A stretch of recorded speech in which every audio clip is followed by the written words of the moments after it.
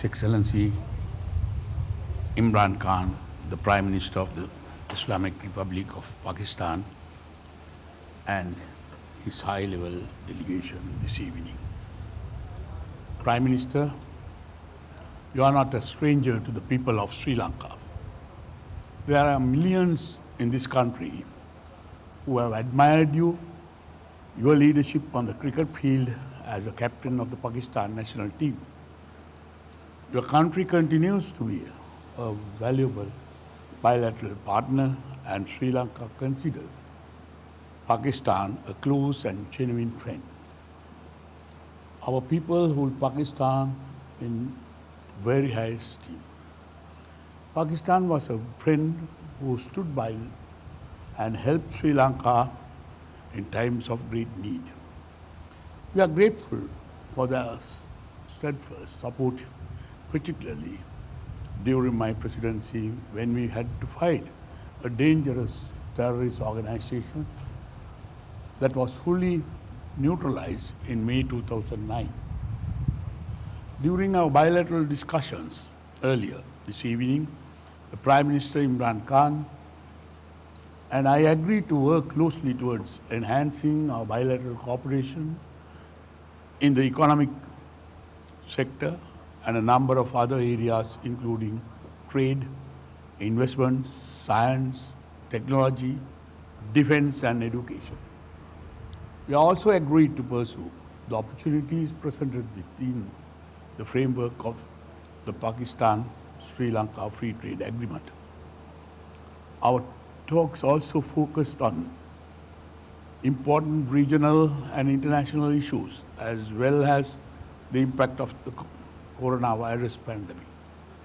We further agreed to work towards increasing activities in the tourism and aviation sectors. Sri Lanka is grateful to Pakistan for agreeing to open the pilgrimage corridors for Sri Lanka to visit ancient Buddhist heritage sites in Pakistan. Another important decision we made is to restart parliamentary interaction through the Pakistan-Sri Lanka Parliamentary Friendship Groups.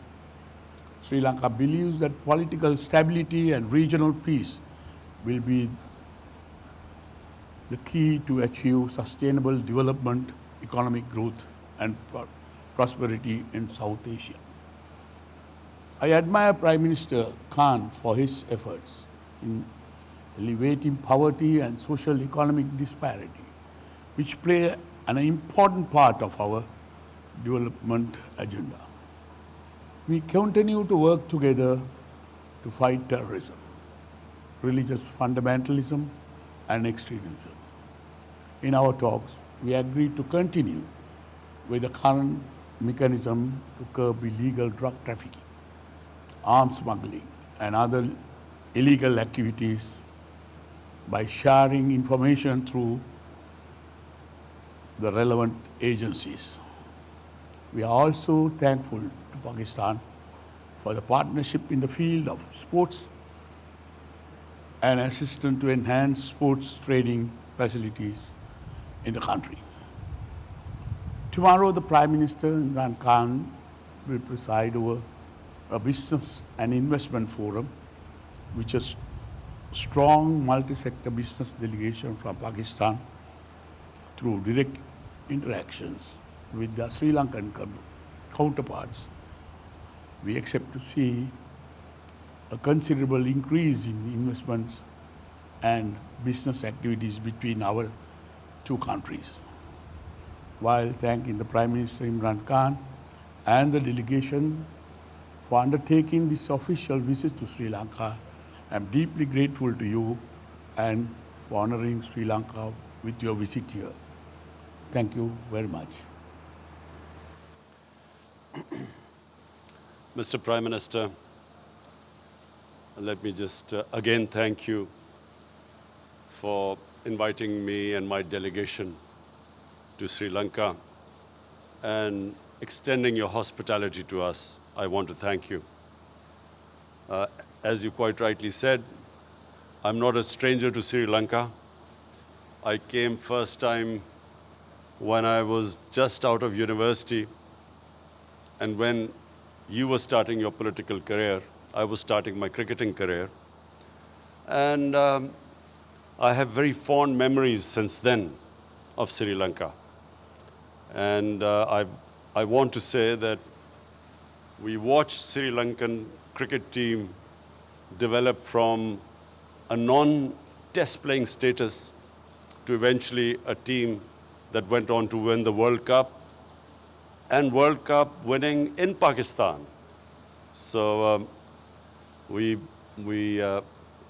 and the cricketers who saw the evolution of the Sri Lankan cricket team, we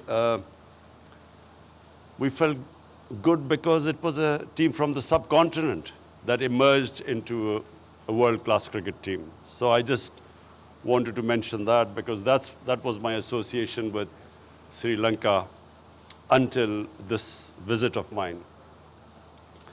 This visit is to strengthen our bilateral relationship. It is to strengthen our trading ties. Pakistan is part of the Belt and Road Initiative of China. CPEC is one of its flagship program, and it means connectivity. And so I've asked my delegation here to find ways and means where we can enhance our trade and connectivity. And through CPEC, connectivity right up to Central Asia for Sri Lanka. We have also discussed other areas where we can enhance our trading ties, where Sri Lanka can benefit from Pakistan's connectivity in the future right up to Central Asia. And our trading ties will also mean that the two countries will get together, will come closer together. We shared a common problem of terrorism. Pakistan suffered 10 years of the worst kind of terrorism where we lost 70,000 people. And we know that Sri Lanka for 30 years combated terrorism. And I'm pleased to say that Pakistan played its part in helping Sri Lanka to resolve this problem, which was impeding your development and your growth. And a country which relies on tourism can never progress if there is terrorism. Can't have investment if there is terrorism, because that's what happened to Pakistan. In those 10 years, tourism dried up and hardly any investment came into Pakistan because of the threat of terrorism. So we share that common problem, and now we have faced another problem, which is the coronavirus. I know Sri Lanka has suffered like all those countries which depend upon tourism. And we discussed how the developed countries can help the developing world at this time. That the developed world right now should not be insular. They must realize that this is a problem that has afflicted everyone, but specifically it has hit the poor countries more, and the poor in all the countries much more. The poor have suffered everywhere, but the poor countries have suffered the most. So we have discussed how we can jointly work on the poor countries from getting debt relief. In Pakistan, we came up with the biggest stimulus package in our history, $8 billion. But when you compare the United States, the stimulus package in the United States is almost $3,000 billion. US has a population of 330 million. Pakistan's population is 220 million, 70% of the US. And yet the total amount of money we could give as a stimulus package because of those who suffered from the coronavirus was $8 billion compared to $3,000 billion in the US. So this is the discrepancy. And the coronavirus has exposed this huge inequality in the world. And that's why I feel that the world organizations like the United Nations should step in and look after the countries that have taken a real beating because of this coronavirus. Apart from that, Mr. Prime Minister, I want to invite you again in front of the media to Pakistan. And Pakistan has probably one of the greatest Buddhist heritage in the world.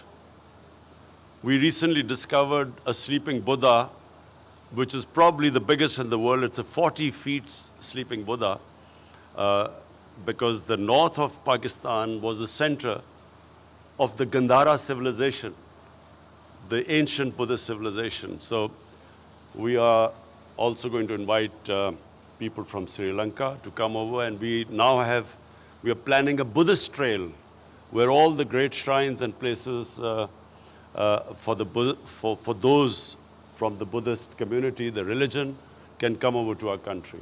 And of course, I start with inviting you most of all, Mr. Prime Minister. And thank you again for your hospitality. Thank you very much. And thank you very much for